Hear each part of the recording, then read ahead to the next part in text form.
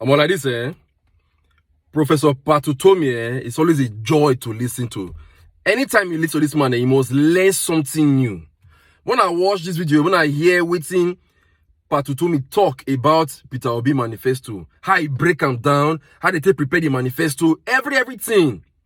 Just watch this video, I beg, after you watch the video, just make sure you drop your comment on what you reason about everything you talk on that video. As you drop your comment, still share them, make other people see them, so they go know why all of us don't decide to be very obedient.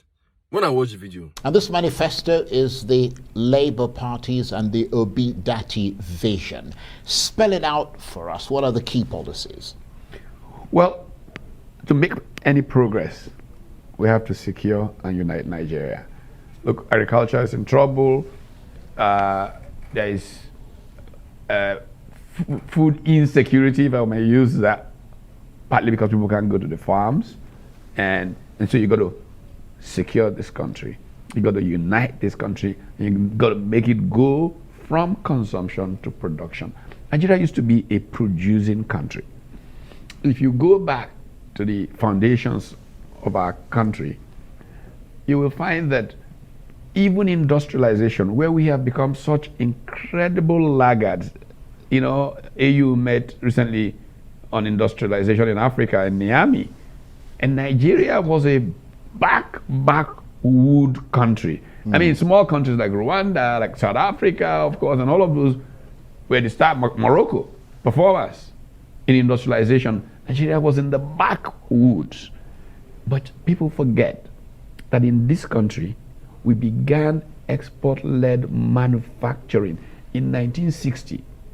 A textile mill in Kaduna exported its first 6 months of production, sold out before it started, to merchants in Manchester, and broke even in 1 month as a company. And suddenly Nigeria cannot manufacture anymore. This country was a country of groundnut pyramids, of cocoa in the west, cotton in the north, oil palm in the east, and so on and so forth. Now we are not producing. How did we get here? Well, we know how we got here. If you do serious work, you can identify how we got here, and you can find how to reverse that trend. It is possible. A new Nigeria is possible. Where we are is a function of a number of factors, the most important of which is an irresponsible political elite that managed to take the coming of oil as assurance that they can take care of themselves, not of the country.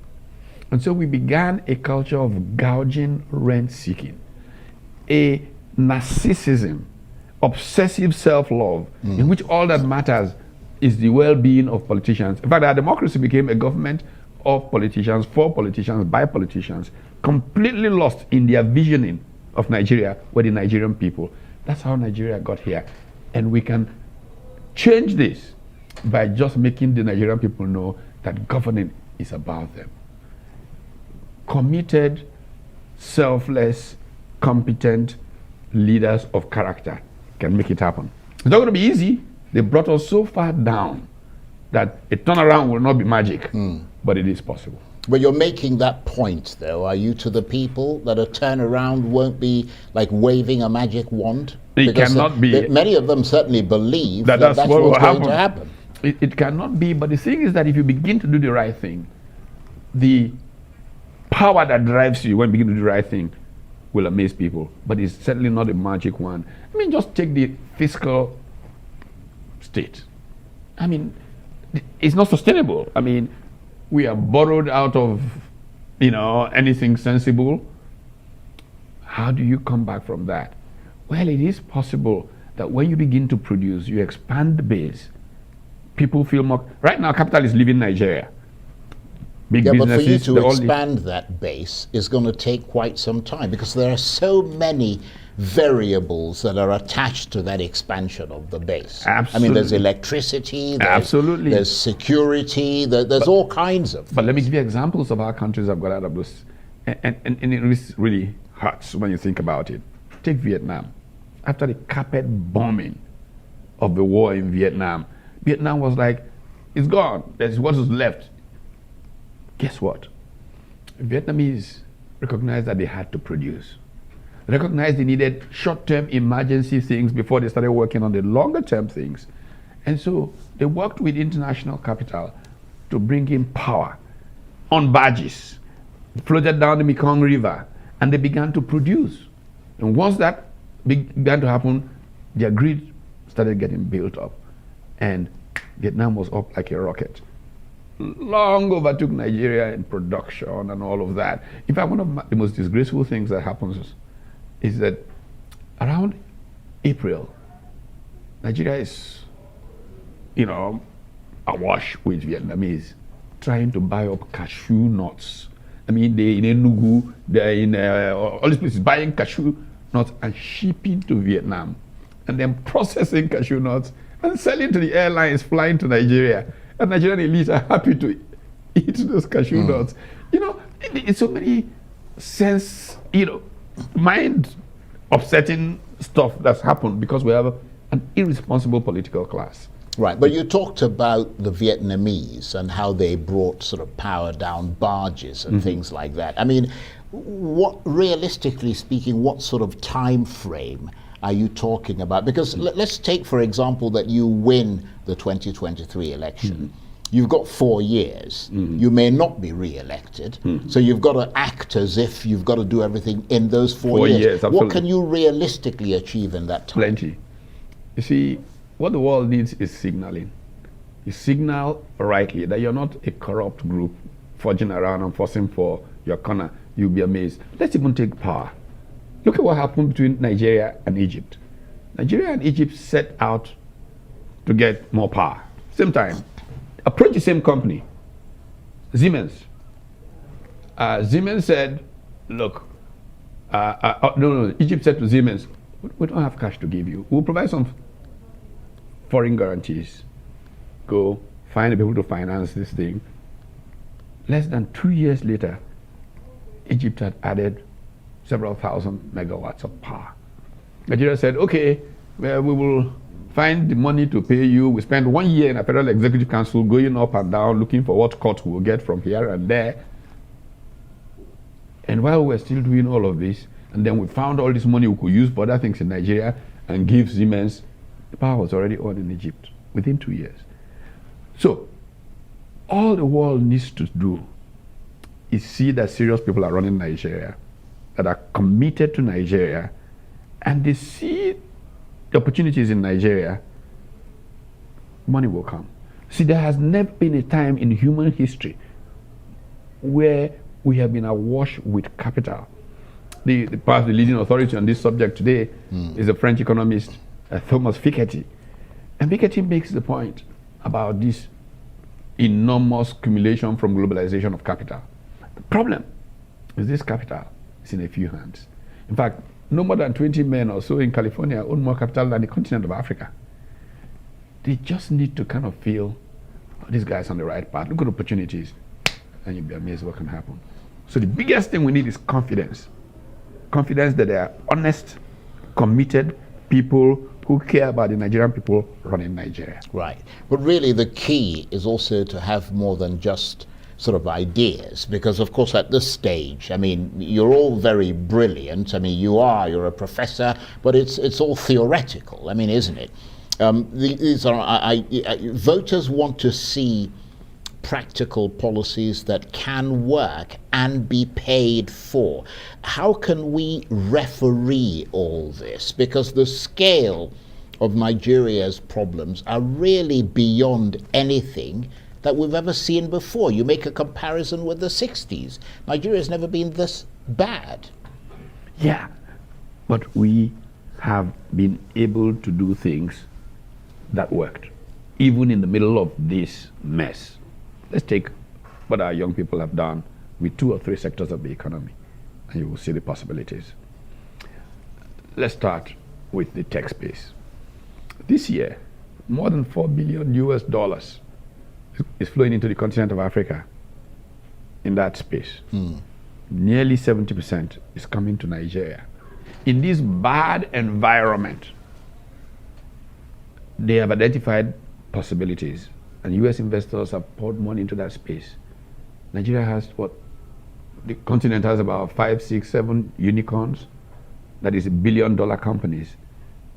About 3 of them are Nigerian kids who just out of the sheer creativity, force of their creativity, have built extraordinary global companies. And that can be ratcheted up very quickly with some more serious government engagement in making that space work. Take Nollywood and what we have done with that creative space. I have for many years said that one of the greatest potents of the Nigerian economic terrain is culture. Nigeria can sell its culture and make a fortune from it because it is rich. And Nollywood people have proved that point. Of course, music, that related. But you see a sector that can even do much more very quickly, and we're not paying much attention to because government sees that as where to send cronies to go and earn rent. The maritime space, the blue economy. Look, Nigeria's coastline, if Nigeria were run by responsible people, can earn it 50 times what oil earns it. It doesn't take rocket science to do those kinds of things. It is doable, it is been done, and can be done. When you say coastline, how do you mean? The coastline provides you, let's take the simplest, tourism. I mean, I was in Barbados in January of this year, small country Barbados. They're even now offering Africans all kinds of things to citizenship. Just come and Nigeria is a more lovely place than those places. I mean, just get customs people and migration people to act more responsibly at the borders, liberalize access to land. A few incentives here and there, you see what happened at tourist space. But even more importantly, see so-called blue economy. What is out there at sea that is economic? But you got to stop appointing any kind of person to the Master Port Authority. All this nonsense that they're doing. You know, it's annoying. And our country is just lagging behind but because government is irresponsible. Are all these ideas and all these thoughts, I mean, this vision, is that contained in your manifesto? Yeah, absolutely. And is it explained and expanded? Because, I mean, I wonder whether political manifestos actually make any difference to election outcomes. Yeah, it's a very, very important point that you make there. I mean, Mr. Peter Obi kept saying, manifesto, manifesto, manifesto. The ones you read yesterday, what did they do with them? Listen to me, hear me, gauge what I am saying to you. But because media like all that stuff, but we went about this manifesto in such a rigorous way that we soaked it in. The candidates internalized it. That's why, quote unquote, it took all this time. We started sitting down, the candidates and the team, the great team of guys from several sectors.